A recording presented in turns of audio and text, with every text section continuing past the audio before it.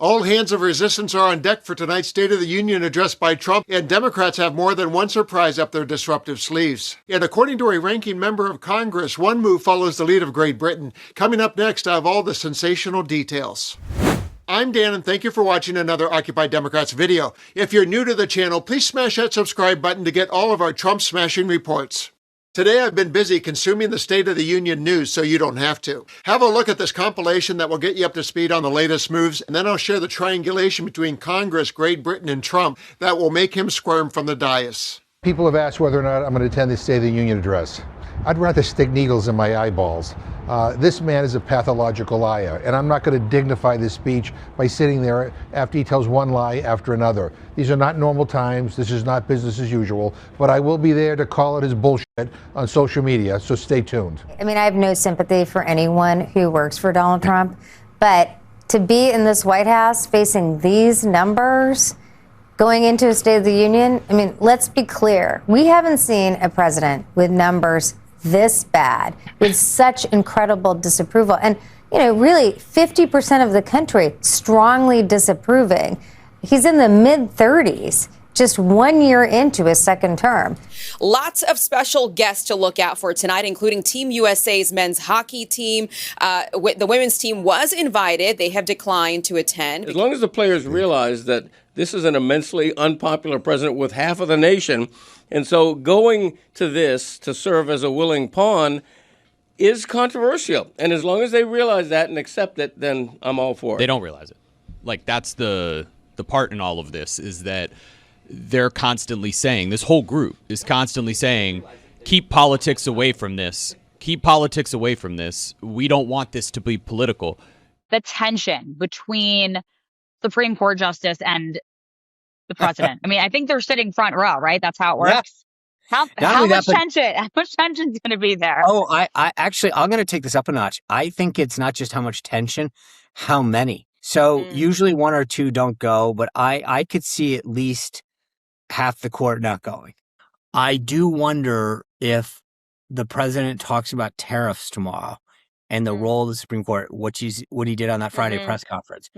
Does one of them on the liberal side try to react somehow? I'm curious how these cameras are panning over, right? Hella they'll Matt catch you. Don't worry.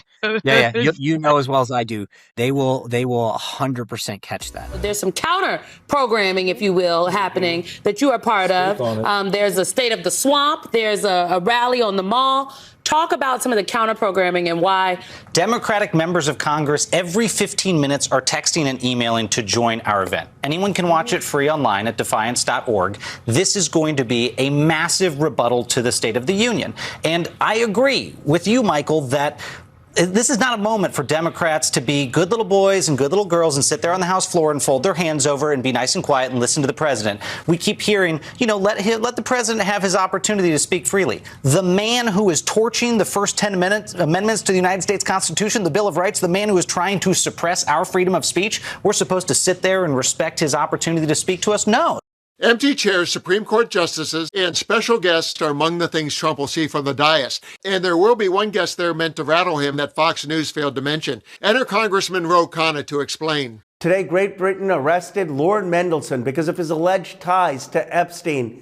Isn't it ironic that Thomas Massey and I forced the release of the Epstein files here in the United States of America, but there's no action in America, but action everywhere else in the world? Former Prince Andrew is being investigated and prosecuted in Britain. In Norway, they are investigating and prosecuting a former prime minister. In France, they are investigating and prosecuting government officials and business leaders.